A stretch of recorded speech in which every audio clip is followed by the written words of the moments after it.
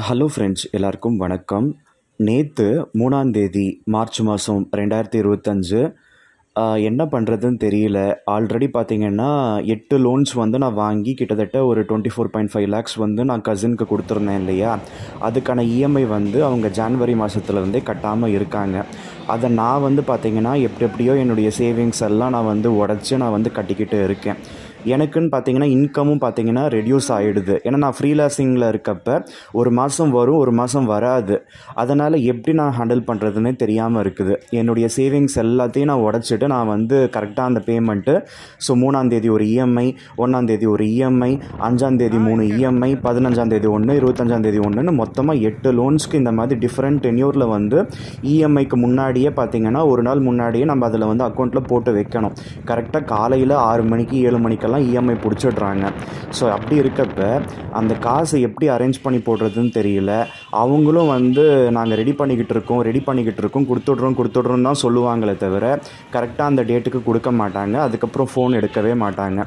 அந்த மாதிரி எனக்கு ஃபோனே வந்து அவங்க எடுக்காமல் ரொம்ப டார்ச்சர் பண்ணிட்டாங்க. நான் ஃபோன் பண்ணி உனக்கு என்ன ஏதுன்னு நான் சொல்கிறேன், எதுவாக இருந்தாலும் நான் உனக்கு சொல்லிடுறேன்னு சொல்லிட்டு சொன்னார் அவர். ஆனால் கடைசியில் அவர் எனக்கு வந்து ஃபோனே பண்ணலை. நான் ஃபோன் பண்ணாலும் எடுக்காமையே இருக்காங்க. வாட்ஸ்அப்பில் கூட பார்த்திங்கன்னா டெக்ஸ்ட் மெசேஜ் வச்சாச்சு, வாய்ஸ் மெசேஜ் வச்சாச்சு, அந்த கசினோட ஹஸ்பண்டுக்கு வச்சாச்சு, கசினுக்கு வச்சாச்சு, அவங்களோட எல்லா நம்பருக்கும் நான் கால் பண்ணி பார்த்தாச்சு. ஸோ ஒரே ஒரு நம்பர் மட்டும்தான் இன்ஆக்டிவில் இருக்குது. மற்ற நம்பர் எல்லாமே பார்த்திங்கன்னா ஆக்டிவில் தான் வச்சுருக்காங்க. ரிங்கு போகுது, ஆனால் அவங்க எடுக்க மாட்டேங்கிறாங்க. அதனால் என்ன பண்ணுறதுன்னு தெரியாமல் எனக்கு என்னவோ அவங்க அந்த கீழ் திருப்பதி பெரியம்மா வீட்டில் தான் இருப்பாங்கன்னு சொல்லிட்டு தோணுச்சு. அதனால் நான் வந்து போயிருந்தேன். 3ஆம் தேதி காலையில் 4 மணிக்கெல்லாம் எழுந்து நான் கிளம்பி வந்து போய் அவங்க வீட்டில் பார்த்தா அங்கே உட்காந்துக்கிட்டு இருக்காங்க ஹஸ்பண்ட் அண்ட் ஒய்ஃபு. ஈவன் அவங்க பையனோட, அந்த பையனுக்கு பப்ளிக் எக்ஸாம் வர நேரத்தில் அங்கே போய் உட்காந்துக்கிட்டு இருக்காங்க. என்ன பண்ணுறாங்க ஏது பண்ணுறாங்க எதையுமே சொல்கிறது இல்லை. எங்களுக்கு காசு ரெடி ஆகலை, அதனால் நாங்கள் இங்கே இருக்கோம். ஸோ வாடகை கூட கட்டாமல் தான் இருக்குது. உனக்கு தர வேண்டியது தருவோம், கண்டிப்பாக உன்னை ஏமாற்ற மாட்டோம். ஸோ கொஞ்சம் வெயிட் பண்ணி இப்படியே சொல்லிட்டு தான் அவங்க வந்து போஸ்ட்போன் பண்ணிக்கிட்டே போகிறாங்களே தவிர கரெக்டாக அந்த காசு கொடுக்க மாட்டேங்கிறாங்க. எனக்கு அட்லீஸ்ட்டு ஃபோன் பண்ணி இந்த மாதிரி நாங்கள் இங்கே இருக்கோம், ஸோ நீ வந்து பயப்படாத, உனக்கு காசு ரெடி பண்ணிக்கிட்டு இருக்கோம் ஏதாவது சொல்லலாம். அதை சொல்ல மாட்டேங்கிறாங்க. அது சொன்னாலும் அந்த டேட்டுக்கு வந்து ரெடி பண்ணி கொடுக்க மாட்டேங்கிறாங்க. இதே தலைவலியாக இருக்குது. கடைசியில் அவங்க எந்த டென்ஷனும் இல்லாமல் அங்கே பெரியம்மா வீட்டில் போய் உட்காந்துக்கிட்டு அங்கே வந்து சாப்பிட்டுக்கிட்டோம், அங்கே வந்து கோயில் குளம்னு சுற்றிக்கிட்டும் இருக்காங்க. அவங்க வந்து கம்ஃபர்ட் ஜோனில் இருந்துக்கிட்டு எனக்கு இப்போ அவங்களுக்கு கடனை வாங்கி கொடுத்து டிஸ்கம்ஃபர்ட்டில் நான் உட்காந்துக்கிட்டு இருக்கேன். இந்த மாதம் லாஸ்ட்டு மந்த்தே பார்த்தீங்கன்னா கிரெடிட் கார்டிலேருந்து நான் வேலெட்டிலேருந்து பேங்க்குக்கு மாற்றி வச்சுருந்தேன். அதுக்கெல்லாம் கூட பார்த்தீங்கன்னா 2.36% எல்லாம் கூட அது எக்ஸஸாக நமக்கு சார்ஜஸ் பிடிக்கிறாங்க. அந்த மாதிரிலாம் நான் எப்படியோ ரொட்டேஷன் பண்ணி நான் அவங்களோட இஎம்ஐ நான் கட்டிக்கிட்டு இருக்கேன். எனக்கு தேவையா? எனக்குன்னு ஒரு பேமெண்ட் வரப்போகுதுன்னா அதை நான் வந்து வேலை பார்த்ததுக்கு தான் நான் கேட்குறேன். அது கேட்டால் கூட பார்த்தீங்கன்னா ரிப்ளையே வரமாட்டேங்குது, ரொம்ப வந்து லேட் பண்ணுறாங்க. ஸோ அந்த மாதிரி நம்ம பார்த்த வேலைக்கு வர வேண்டிய காசு நம்ம கேட்குறப்ப கொடுக்க மாட்டேங்கிறாங்க. அப்படி இருக்கப்ப இவங்கக்கிட்ட நான் இவ்வளோ கடனை வாங்கி கொடுத்துட்டு அந்த இஎம்ஐலாம் நான் எப்படி திரும்பி வாங்க போகிறேன்? கிட்டத்தட்ட ஜான்வரி மாதத்துலேருந்து இப்போ வரையும் 3 இஎம்ஐயும் சேர்த்து 2 லட்சம் ரூபாய். அவங்க வந்து காசு ரெடி ஆகிடும், நான் கொடுத்துட்றேன், நான் காசு கொடுத்ததுக்கப்புறம் உனக்கு என்ன சேவிங்ஸ் தானே அப்படின்னு பேசுகிறாங்க. நான் ஆல்ரெடி என்னுடைய சேவிங்ஸ்லேருந்து நான் வந்து உடச்சி நான் அவங்களுக்கு இஎம்ஐலாம் கட்டியிருக்கேன்றது புரிஞ்சுக்க மாட்டேங்கிறாங்க. அவங்களுக்கு என்னவோ நான் நல்லா இருக்க மாதிரி ஒரு ஃபீலிங்கு. நான் வந்து அவங்கள பற்றி அவதூறு பேசிட்டு நான் யூடியூப்பில் போடுறதுனால எனக்கு காசு நிறைய வந்துடும் சொல்லிட்டு அவங்க நினைக்கிறாங்க. நீ வந்து யூடியூப்பில் போடுறதுக்கு நாங்கள் தான் கிடச்சுமா, எங்களுக்கு நீ உதவி பண்ணிவிட்டு எங்களை பற்றி எதுக்கு நீ அவதூறு பேசுகிற, அதுக்கு எதுக்கு நீ உதவி பண்ண அப்படின்னு சொல்லிட்டு என்னை ப்ளேம் பண்ணி மேனிப்புலேட் பண்ணி ஹஸ்பண்ட் அண்ட் ஒய்ஃப் வந்து பேசுகிறாங்க. எனக்கு மறுபடியும் வந்து ஏதாவது பேச போனால் இந்த மாதிரி நம்மளை மேனிப்புலேட் பண்ணி நமக்கு வந்து அவங்க சண்டை போடுறாங்களே தவிர அவங்க வந்து எங்கே காசு வாங்க வேண்டிய இடத்துல வந்து கரெக்டாக பேசி வாங்க மாட்டேங்கிறாங்க. ரொம்ப டார்ச்சர் பண்ணுறாங்க. நான் அதுதான் சொன்னேன், நீங்கள் ஆல்ரெடி காசு கொடுத்து வச்சுருக்கீங்க, அந்த காசை திருப்பி வாங்க முடியல, மாதக்கணக்கில் அலைகிறீங்க. ஆனால் எனக்கு மட்டும் ஃபோன் மேலே ஃபோன் போட்டு என்னை டிஸ்டர்ப் பண்ணி 1 ஹவருக்கெல்லாம் எனக்கு அந்த ஆன்லைனில் லோன் போட வச்சு நீங்கள் வாங்கினீங்க. கடைசியில் கூட ஒரு 10 லட்சம் ரூபாய் லோன் போட சொன்னீங்க, நான் போடலை. அதுக்கப்புறம் எஃப்டியை பிரேக் பண்ணி கொடுக்க சொல்லி கேட்டீங்க, அது நான் கொடுக்காததுனால மறுநாள் பிளாக் பண்ணிட்டீங்க. அதுக்கப்புறம் ஏதோ பேசினதுக்கு நீங்கள் பிளாக்கை ரிமூவ் பண்ணிவிட்டு ஃபோன் வந்து ரிங்கு போனாலும் வந்து எடுக்காமல் இருக்கீங்க. இது என்ன நல்லா இருக்குதான்னா அதை கூட மேனிப்புலேட் பண்ணி பேசுகிறாங்க. என்னுடைய ஒரு நம்பருக்கு நான் ரீசார்ஜே பண்ணிக்கல, அது சுவிட்ச் ஆஃபில் தான் இருக்குது அப்படின்னு சொல்லிட்டு என்னுடைய கசின் பேசுகிறான். மற்ற நம்பர்லாம் ஆக்டிவில் தானே இருக்குது, அப்போ அதுக்கெல்லாம் எடுக்கலாம்ல. இப்போ நீங்கள் இங்கே உட்காந்துக்கிட்டு இருக்கீங்க, அந்த நம்பர் என்ன உங்கள் வீட்டில் வச்சுட்டு வந்தீங்கன்னா அது எப்படி இவ்வளோ நாள் சார்ஜ் இருக்கும்? எல்லாத்துலேயும் சார்ஜ் போட்டு தான் விற்கிறீங்க. யார்கிட்டையும் நீங்கள் வந்து கதை பேசிக்கிட்டே தான் இருக்கீங்க. நீங்கள் அவ்வளோ கேஷுவலாக இருந்துக்கிட்டு எந்த டென்ஷனும் வந்து அவங்களுக்கு இல்லை. பார்த்துட்டேன். அவனும் பப்ளிக் எக்ஸாம் வச்சுக்கிட்டு அவன் ஃபோனில் வந்து கேம் விளையாடிக்கிட்டு இருக்கான். ஈவன் கசினோட ஹஸ்பண்டும் பார்த்தீங்கன்னா ஃபோனில் கேம் எல்லாம் விளையாடிக்கிட்டு இருக்காரு. அவரோட அந்த யூடியூப் ஹிஸ்ட்ரியில் பார்த்தா என்னுடைய வீடியோஸ்லாம் பார்த்து வச்சுருக்காரு. கூடவே பார்த்தீங்கன்னா ஏதோ வேறு மாதிரியான வீடியோஸ் எல்லாம் வேறு அவங்க வந்து பார்த்து வச்சுருக்காங்க. இது என்னென்னா, இது லேடிஸ் வந்து பாவாடை கட்டிக்கிட்டு ப்ளவுஸ் போட்டிருக்க மாதிரி வீடியோஸ்லாம் கூட என்ன இதுன்னு பார்த்து வச்சுருக்கீங்க. இந்த மாதிரிலாம் பார்க்குறீங்களா? ஒரு வேளை மற்றவங்களாம் சொல்கிற மாதிரி ஆன்லைனில் ரம்மி விளையாடியோ இந்த மாதிரி யாருக்காவது வந்து கொண்டு போய் கொடுத்தோ நீங்கள் வந்து வீணாக போயிருக்கீங்களா? எதுக்கு இந்த மாதிரி வீடியோஸ்லாம் பார்த்து வச்சுருக்கீங்கன்னு சொல்லிட்டு அநாகரிகமாக அவங்க ஃபோனை வந்து நான் செக் பண்ணது ஒரு விதத்தில் தப்பு தான்.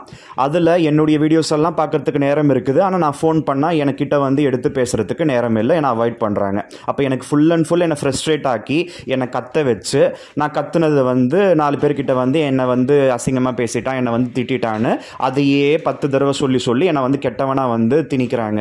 ரொம்ப கஷ்டமாக இருக்குது. இது என்ன, நான் இந்த மாதிரி கில்மா வீடியோஸ்லாம் நீங்கள் பார்க்குறீங்களான்னா அது யூடியூப்பில் சஜஷன் வரும்டா, அது எல்லாருக்கும் தாண்டா வரும்னு சொல்கிறாங்க.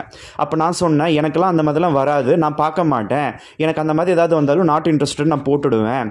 அதனால் எனக்கு நம்ம என்ன பார்க்குறோமோ அதுக்கு ரிலேட்டட் வீடியோஸ் தான் வந்துக்கிட்டு இருக்கும். என்னென்னா நீங்கள் தப்பு பண்ணுறீங்க, இத்தனை லட்ச ரூபாய் நீங்கள் என்னென்ன பண்ணீங்க, எதுவாக இருந்தாலும் நீங்கள் உண்மையை சொல்லாத வரைக்கும் எங்களுக்கு கஷ்டம் தானே. என்னதான் இருந்தாலும் எங்கள் வீட்டில் வளர்ந்தவ, எங்கள் வீட்டு பொண்ணை வந்து நான் உங்களுக்கு வந்து கட்டி கொடுத்துருக்கோம். என்னதான் இருந்தாலும் மாப்பிள்ளை உங்களை வந்து நான் இவ்வளோ பேச்சு பேச வேண்டியதாக போச்சு, நீங்கள் அந்தளவுக்கு வந்து நீங்கள் வச்சுக்கிட்டீங்க. இதெல்லாம் நல்லா இருக்குதா? எனக்கு என்னவோ என் கஷ்டத்தில் நான் வாழ்ந்துக்கிட்டு இருக்கேன். இப்போ உங்கள் கடன் தொல்லை எனக்கு பெரிய தொல்லையாக இருக்குது. என்ன தான் முடிவு? நான் எப்படி நான் கட்ட முடியும்? ₹1 ₹2 மாத கணக்கில் 80,000 ரூபாய் கட்ட முடியுமா? எவ்வளோ லட்சக்கணக்கில் வாங்கிட்டு நீங்கள் என்னென்ன பண்ணீங்கன்னு நான் கேள்வி கேட்டுக்கிட்டு இருக்கேன். அதுக்கு அவர்கிட்ட இருந்து ஒரு நல்ல ரிப்ளையே வரலை. அவர் மேலே வந்து தான் என்ற அகம்பவத்தோடவே தான் இருக்கார். அவளும் பார்த்தீங்கன்னா அவங்க ஹஸ்பண்டுக்கு தான் சப்போர்ட் பண்ணிக்கிட்டே இருக்கா. என்னை கத்துறாலே தவிர அவங்க எல்லாம் ஒற்றுமையாக இருந்துக்கிட்டு என்னை ரொம்ப டார்ச்சர் பண்ணுறாங்க. என்ன பண்ணுறது ஒன்றும் புரியல. இந்த மாதிரி ஆளுங்கக்கிட்ட இருந்து அவங்களுக்கு காசு இங்கேருந்தோ வரணுமா, வந்தால் கொடுத்துடுவேணாம். அது வந்து சொல்கிறா, எங்கள் காசு மட்டும் வந்துடட்டும், மூஞ்சில் வீசி எறிஞ்சிட்டு அப்போ இருக்குது வா, நீ பேசின பேச்சுக்கெல்லாம் நான் என்ன பண்ணுறேன் பாரு அப்படின்னு சொல்லிட்டு அத்தினி பேச்சு பேசுகிற, அப்படி கத்துறா. அப்போ வந்து அங்கே இருக்க அந்த மிஷின் மேலே வந்து தட்டி நீ అమ్మ దిగి వస్తుందిరా చూసుకో, నన్ను అన్ని మాటలు మాట్లాడినావు కదా, నా ఇంటాయిన అన్ని మాటలు మాట్లాడినావు కదా అట్లని చెప్పేసి அப்படின்னு சொல்லிட்டு இந்த மாதிரிலாம் பேசுகிறாங்க. அப்போ நான் கேட்டேன், உங்கள் புருஷன் தானே என்னை வந்து பேசினார், லவடி கபால் அதெல்லாம் கெட்ட வார்த்தையாமே, ரொம்ப கெட்ட வார்த்தையாமே, நீ எதையாவது வந்து அவர் உசுப்பேத்திருப்ப, அந்த தலைவலியில் அவர் பேசியிருப்பார், அவர் அந்த மாதிரி பேசுகிறவர் கிடையாதுன்னு சொல்லிட்டு மாற்றி காசும் கொடுக்க மாட்டேங்கிறாங்க, எனக்கு வந்து சத்தம் போடுறாங்க. எவ்வளோ கஷ்டமாக இருக்குது. இதில் என்னன்னா எனக்கு மனசு ரொம்ப வேதனையை கொடுக்குது, மனசு வலியாக இருக்குது. ஆக்சுவலாக என்னுடைய அம்மாவோட சித்தப்பா பொண்ணு, அவங்க வந்து பார்த்திங்கன்னா என்னுடைய அம்மாவுக்கு அக்கா வரிசை வேணும். அந்த பெரியம்மாவோட பொண்ணு வந்து இறந்துட்டாங்க. அந்த பெரியம்மாவுக்கு இன்னொரு பையன் இருக்காங்க. அந்த பையன் வந்து பார்த்திங்கன்னா அவங்க அக்கா பசங்க வந்து பார்த்திங்கன்னா நல்லா சின்ன வயசுலேருந்து பார்த்து அந்த பசங்களுக்கு கல்யாணம் பண்ணி வச்சு அந்த பசங்களுக்கு குழந்தெல்லாம் கூட இருக்குது. ஃபுல் அண்ட் ஃபுல் அவங்களோட வாழ்க்கைக்காகவே அவர் வந்து பார்த்திங்கன்னா கல்யாணம் பண்ணிக்காமல் கடைசி வரையும் பிரம்மச்சாரியாகவே இருந்துட்டார். அந்த பசங்க, என்னுடைய அக்கா பசங்க வந்து என்னமாம்மா இப்படி ஆயிடுச்சே, நான் எல்லாத்தையும் பார்த்துக்கிட்டு தான் இருக்கேன், அவ்வளோ லட்ச ரூபாய், ₹1 ₹2 நீயும் கொடுத்து ஏமாந்துட்ட, அவங்களும் உறவுக்காரங்களாக போயிட்டாங்க, 2 பேர் பக்கமும் நாங்கள் வந்து பேச முடியாது, ஆனால் எங்களுக்கெல்லாம் ரொம்ப கஷ்டமாக தான் இருக்குது, குரூப்லலாம் போட்டேன், ஆனால் யாருமே வந்து ரிப்ளை கொடுக்காத நிலமையில் இருக்கும், அதனால் நீ வந்து ஃபஸ்ட்டு நீ வந்து கொடுத்துருக்கக்கூடாது, அவங்களும் உங்ககிட்ட வாங்கியிருக்கக்கூடாதுன்னு சொல்லிட்டு, சரி நீ கிளம்பி வாமாம்மா, அட்லீஸ்ட் ஒரு ரிலாக்ஸாக இருக்கட்டும், எங்கள் வீட்டுக்கு வாமாம்மா பரவாயில்ல அப்படின்னு சொல்லிட்டு கூப்பிட்டா. அதுக்கப்புறம் நாங்கள் திருப்பதி தான் போகிறோம், மேபி நாங்கள் வந்து பெரியம்மா வீட்டுக்கு, அதாவது என்னுடைய பெரியம்மா வீட்டுக்கு நான் போய் பார்க்குறேன், அங்கே ஏதாவது இருந்தால் நான் வந்து என்ன ஏதுன்னு நான் உங்ககிட்ட வந்து சொல்கிறேன் அப்படின்னு சொல்லிட்டு சொன்னாங்க. அதுக்கப்புறம் என்ன நினச்சோனோ தெரியல, நீயும் வரியாமாமா போகலாம் அப்படின்னு சொல்லிட்டு சொன்னான். சரி காரில் போகலாம் அப்படின்னு சொல்லிட்டு நான் சொன்னேன், நானும் வரதுனால நீங்கள் கார்லாம் எடுக்கணும்டா, இல்லைனா அட்லீஸ்ட் பைக்கில் போயிட்டு வருவீங்க அப்படின்னு சொன்னேன். கடைசியில் அவன் கார் வந்து ஆல்ரெடி ஏதோ சின்ன ஆக்சிடெண்ட் ஆகி அதுக்கு என்னவோ அவ்வளோ செலவு பண்ணிக்கிட்டு இருக்காங்க, அது இன்னும் ரெடி ஆகலை போல். அது ரெடி ஆகாததுனால பைக்கிலேயே தான் நாங்கள் வந்து போயிருந்தோம். ஸோ 3 பேர், அவங்க அண்ணன் தம்பிங்க, அந்த பசங்களுக்கு பார்த்திங்கன்னா 29 28 வயசு இருக்கும். என்னை விட ஒரு 4 வயசு சின்ன பசங்க தான். பட் அவங்களுக்குலாம் கல்யாணம் பண்ணி குழந்தையும் இருக்குது. அந்த பசங்க வந்து பார்த்திங்கன்னா அவங்களுக்கு ஏதோ திருப்பதியில் வேலை இருக்குதாம்மா. அந்த வேலைக்கு போனப்போ என்னையும் வந்து கூட்டிகிட்டு போயிட்டு என்னை அங்கே கீழ் திருப்பதி கிட்டே இறக்கிட்டாங்க. நான் வந்து நடந்து போய் என்னுடைய பெரியம்மா வீட்டுக்குள்ளே நான் பார்த்தேன். அங்கே என்னுடைய கசினோட பையன் உட்காந்து படிச்சுக்கிட்டு இருந்தான். அதுக்கப்புறம் கசினோட ஹஸ்பண்டும் உள்ளே வந்து உட்காந்துக்கிட்டு ஃபோனை பார்த்துக்கிட்டு இருக்காங்க. கசின் வந்து சமைச்சு போட்டுட்ருக்கா. ஸோ இந்த மாதிரி அவங்கவுங்க பார்த்திங்கன்னா கம்ஃபர்ட் ஜோனில் இருந்துக்கிட்டு எனக்கு தலைவலி கொடுத்துக்கிட்டு இருக்காங்க. அங்கே வந்து என்னுடைய பெரியம்மா என்னை பார்த்தும் பேசாமல் போயிட்டு அதுக்கப்புறம் தண்ணி எடுத்துகிட்டு வந்து கொடுத்தாங்க. தண்ணி கொடுத்தாங்களேன்னு சொல்லிட்டு நானும் சந்தோஷமாக எப்படி இருக்கீங்க பெரியம்மா, நல்லா இருக்கீங்களா, உடம்பெல்லாம் எப்படி இருக்குது அப்படிலாம் கேட்டால், 10வது மாதம் நீ வரக்கூடாது, நாங்கள் நல்லா இருக்கணும்னு நினைக்கிறியா, நீ எதுக்கு வந்த, உங்கள் அம்மா செத்தின்னு 1 வருஷம் ஆகலைன்னு சொல்லிட்டு அவங்க அப்படி பேசுகிறாங்க. யாரோ வந்து 3வது மனுஷங்களை நம்ம வீட்டுக்குள்ளே சேர்த்து சோறு போட்டு நம்மளை அங்கே வந்து தூங்க வச்சு அனுப்புகிறாங்க. இவங்க எப்படி இருக்காங்க பார்த்துக்கோங்க. கடைசி வரையும் வீட்டுக்குள்ளே வான்னு சொல்லி அவங்களும் கூப்பிடல, நானும் போகலை. இவங்கெல்லாம் கூட மற்றவங்க வந்து கம்பல் பண்ணதுனால அவங்களோட உத்தரவின் பேரில் நான் அவங்க வீட்டுக்கு போயிருந்தேன். அவங்க வீட்டில் சாப்பாடெல்லாம் போட்டிருந்தாங்க. சாப்பிட்டுட்டு நைட்டும் பார்த்திங்கன்னா லேட் ஆகிடுச்சு. அதனால் நான் அங்கே திருவள்ளாங்காடு கிட்ட தான் அவங்க ஊர் இருக்குது. அவங்க வீட்டில் நான் வந்து தங்கிட்டு தான் நான் வந்திருந்தேன். அது யார் வீட்டுக்கு போனாலும் எனக்கு தூக்கம் வராதுங்க. இங்கே வந்து பார்த்திங்கன்னா அங்கே வீராபுரம்ன்ற இடத்துல அவங்க இருக்காங்க. அவங்க வீட்டில் வந்து நல்லா தூங்கியிருக்கேன் ஒரு 5 மணி நேரம். ஆனால் அந்த பையன் பைக் ஓட்டின பையனுக்கு தூக்கம் வரலையா, அது ஏன்னு தெரியல. அதனால தான் நைட்டு எவ்வளோ லேட் ஆனாலும் நான் வீட்டுக்கு வந்துடலான்னு பார்த்தா முடியாமல் போச்சு. கடைசியில் போன மாதம் அங்கே சத்யநாராயண விரதம் செஞ்சுருக்காங்க. அது ஏதோ ஒரு பாசிட்டிவிட்டி இருந்திருக்கு. அதனால் கரெக்டாக நான் இந்த மாதம் அவங்க வீட்டுக்கு போக வேண்டிய சூழ்நிலை கடவுள் அமைச்சு கொடுத்துருக்காரு. காலையில் பார்த்தீங்கன்னா மசான குல வீடியோலாம் யூடியூப்பில் போட்டு காமிச்சிக்கிட்டு இருக்காரு வேலூர்து. எல்லாமே எனக்கு ரிலேட்டடாக வந்து ஒத்தி போகுது. எல்லாமே பார்த்தீங்கன்னா கடவுள் ஏதோ வந்து நமக்கு சப்கான்ஷியஸாக ஏதோ பண்ணிக்கிட்டே இருக்காரு. என்னுடைய கசினோட ஹஸ்பண்டும் 6ஆம் தேதி மேலே கண்டிப்பாக காசு கொடுத்துட்றேன்னு சொல்கிறாங்க. பார்ப்போம்.